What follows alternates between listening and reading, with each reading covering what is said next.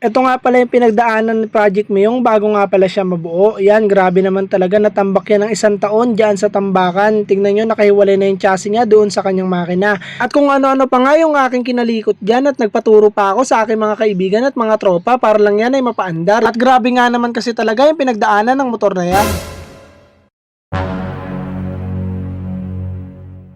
At syempre nga pala, hindi mawawala yung speed metal oil kapag tayo ay nag-change oil ng ating mga motor. Yan nga rin pala yung ginamit ko kay Project Mayong. Ngayon, sinalinan na natin siya ng langis na speed metal oil. Baka speed metal oil yan. At sa part nga na yan ay unti-unti nang binubuo si Project Mayong. At yan nga ay nilabas na namin yung kanyang chassis. Yan o, grabe naman talaga. Nandun siya sa loob ng tambakan ng aking kuya. Grabe naman yung nangyari dyan sa motor na yan. Napabayaan na talaga. Kaya yan, binabanner namin yung makina para naman may pag let's bolt in na namin agad siya. Sa part nga na to ay kala ko magiging madali lang yung pagbuo namin sa aming motor na si Project Mayong kasi nga naman ito, grabe na ikabit na agad namin yung chassis niya sa kanyang makina pero hindi pa pala dyan nagtatapos yung aking problema kasi nga naman nung akin napapaandarin ay hindi na nga umaandar talaga kasi nilinis na namin lahat dyan at wala naman talagang naging problema pero pag check namin sa kuryente doon kami nagkaroon ng problema at yan, nginatkat nga pala ng daga yung kanyang mga wiring dyan sa likuran at ang pinakamalupit nga doon ay tinangay pa pati yung stock na CDI, grabe naman kasi talaga yung daga na yan kaya nag-rewire na lang tayo dyan ng panibago, bumili tayo sa Shopee at umorder. Yan, kinakabit na natin yung mga wiring para naman mapaandar na natin.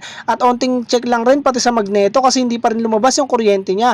At yan, ito na siya nung nilabas na namin.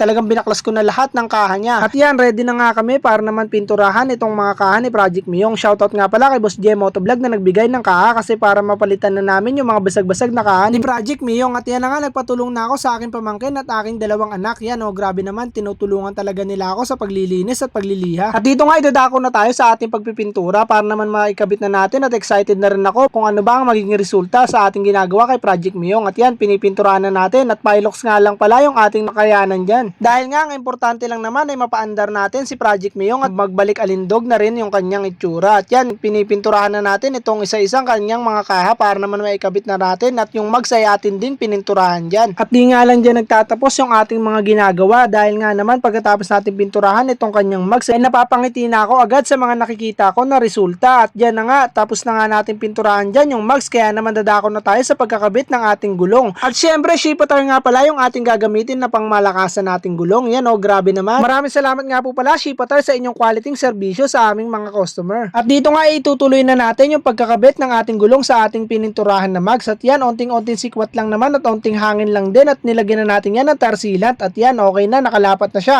Tatanggalin na nga po pala natin yung lumang mags. Ayan o, grabe naman talaga. Buti may reserba tayong mags na pininturahan. At yan, ikakabit na natin yung bago. At ito na nga, akala ko dito na natin matatapos lahat at may ikakabit na yung mga kanya. Kaya nga lang ay meron lang tayong isang naging problema.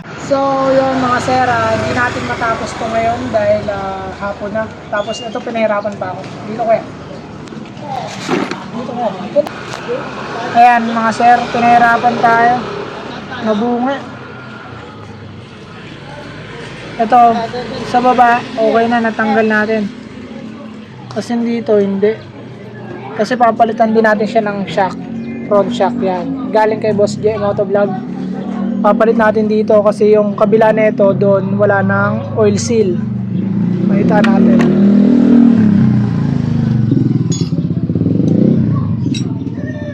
Yan o, nasa taas na yung oil seal. Yan o. So yun, yan ang update natin. Yan yung update natin kay Project Mayong. Yan.